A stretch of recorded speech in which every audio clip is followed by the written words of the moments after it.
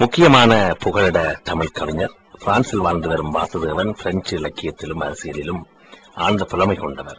கச்சிதமான உரைநடைக்கு சொந்தக்காரர். பிரெஞ்சு புரட்சி பற்றிய இவரது வரலாற்று நூல் விரைவில் வர இருக்கிறது. இவரது கவிதை தொகுப்பினை காவலச்சுவடு பதிப்பகம் வெளியிட்டிருக்கிறது.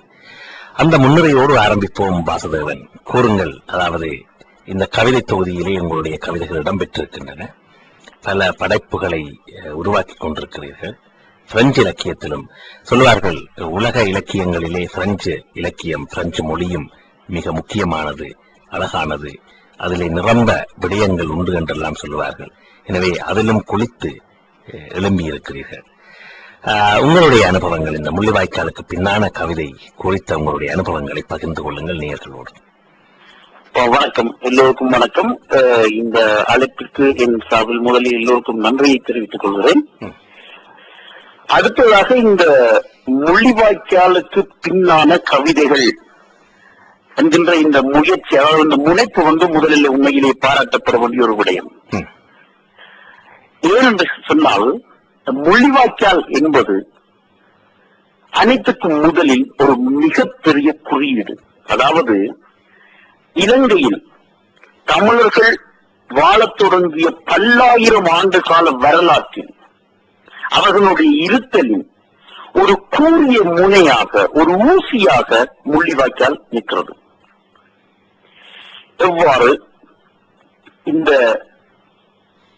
உலகத்திலே பல இடங்களிலே பல மக்கள், நாம் தமிழர்கள் மட்டும்தான் உண்மையிலேயே யுத்தங்களுக்கும் அடிமைத்தனத்திற்கும் அடக்குமுறைக்கும் உள்ளாக்கப்பட்டவர்கள் என்றல்ல.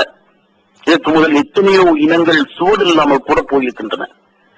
ஆகவே நாங்கள் ஒப்பீட்டு ரீதியாக பார்க்கின்ற பொழுது நாங்கள் பயங்கரமாக துன்பப்பட்டிருக்கிறோம் என்பதை முதலில் இந்த முள்ளிவாய்க்கால் என்கின்ற குறியீடு முன்னிறுத்தி நிற்கின்றது. ஆகவே இந்த முள்ளிவாய்க்கால் என்கின்ற ஊசி, இந்த குறியீடு எப்பொழுதும் முன்னிறுத்தி வைக்கப்பட வேண்டிய ஒன்று என்பதை தெளிவாக கூறி அடுத்த விடயத்துக்கு வருகின்றது. இந்த முள்ளிவாய்க்காலினுடைய அனுபவம் அல்லது முள்ளிவாய்க்கால் துயரத்தின் பதிவுகள் மிகவும் முக்கியமானவை நமக்கு.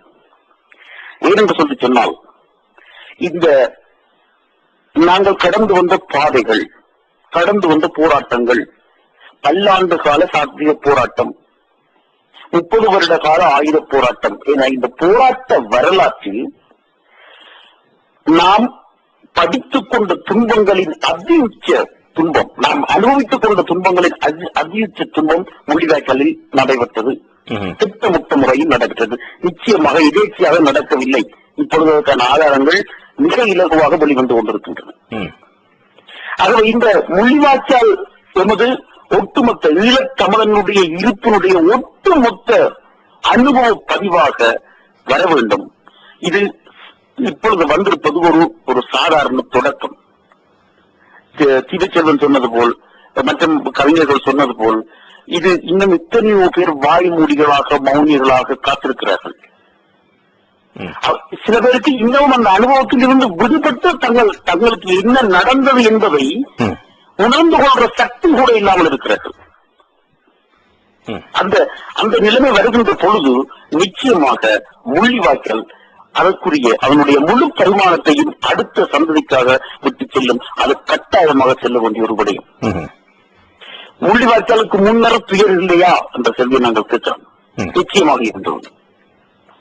முள்ளிவாய்க்காலுக்கு பின்னாலான துயருக்கும் முன்னாலான துயருக்கும் இடையில் மாபெரும் வித்தியாசம் இருக்கின்றது. முள்ளிவாய்க்காலுக்கு முன்னர் இருந்த துயர் இழப்பை மீறி ஏதோ ஒரு எதிர்பார்ப்பை நமக்கு தொடர்ந்து கொடுத்துக் கொண்டே வந்தது. எங்களது கண்பு நடந்த எல்லா குரோதங்களையும், எல்லா வக்கிரங்களையும், அக்கிரங்களையும் பார்த்து நாளை நமக்கு ஏதோ ஒன்று கிடைக்கப் போகிற நம்பிக்கையிலே நாங்கள் அந்த துயரத்தை சிரித்துக் கொண்டவர்கள். ஆனால் முள்ளிவாய்க்கால் எங்களுக்கு துயரத்தை நிரந்தரமாக்கியது. ஒட்டுப்புள்ளி வைத்தது என்று சொல்ல மாட்டேன். எங்களது துயரத்தை நிரந்தரமாக்கியது முள்ளிவாய்க்கால். எவ்வாறு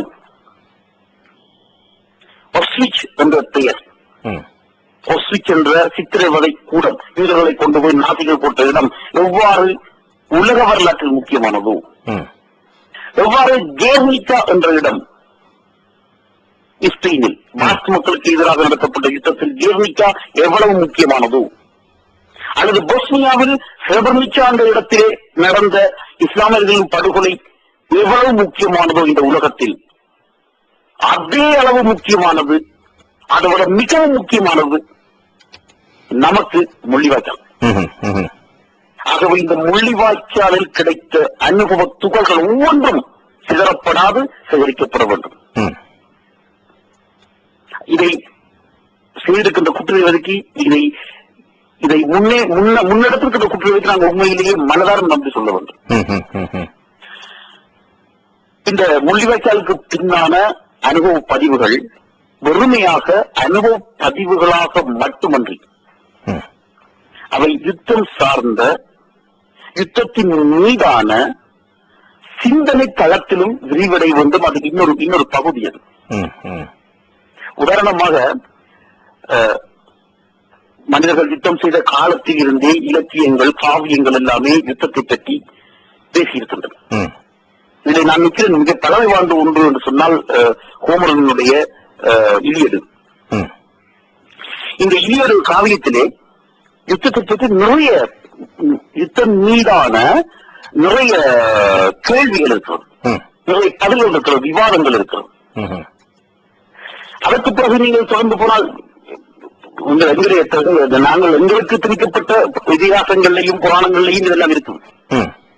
ஆனா தத்துவார்த்த ரீதியான யுத்தத்தின் மீதான விவாதங்கள் நிறைய இருக்குது. இது இந்த பழைய கதை. இது எங்களுடைய என்ன சொல்றது, புராணங்களுடைய சேர்ந்தது. இரண்டாவது உலகமா யுத்தம் நடக்கக்குள்ள அது இரண்டாவது உலகமா யுத்தத்துக்கு பின்னால் ஏற்பட்ட இலக்கியங்கள்ல, குறிப்பாக கவிதைகள்ல நிறைய யுத்தத்தின் சுவடுகள் இருக்குது. ஒரு சின்ன ஒரு ஆட்சியர் ராம்போ என்ற ஒரு கவிஞர் இருக்காரு, பிரெஞ்சு கவிஞர். அவர் அதுக்கு முதல்ல 1877 பாரிஸ் கோவில் நடந்து முடிஞ்சதுக்கு பிறகு ஒரு சின்ன கவிதை எழுதினவர், பள்ளத்தாக்கில் நித்திரை கொள்பவன் என்று சொல்லி. அந்த பள்ளத்தாக்கில் நித்திரை கொள்பவன் அந்த கவிதை மிக சாதாரணமான சொற்களால ஒரு இறந்து போன ஒரு போராளியினுடைய உடலை வர்ணிச்சு அந்த துயரத்தை வர்ணிச்சு ஒரு கவிதை. அது இல்ல இங்க எல்லாருக்குமே தெரியும், சாதாரண பள்ளிக்கூடங்கள்ல படிப்பிக்க ஒரு கவிதை. இதே போல இந்த கவிதைகள், இந்த முள்ளிவாய்க்கால் அனுபவங்கள் பரம்பரையாக அது ஒரு சொத்தாக கொண்டு செலுத்தப்பட வேண்டும். எதற்காக என்றால் வரலாறு எங்களை துன்புறுத்த வேண்டும் என்பதற்காக அல்ல, நாம் யார் என்பதை எந்த கணத்தில் நாங்கள் மறக்காமல் இருக்கணும் என்பதற்காக. வரலாறு துன்புறுத்து வரலாற்று எங்களை துன்புறுத்தலுக்கான ஒரு கருவியாக நாங்கள் பாவிக்க கூடாது.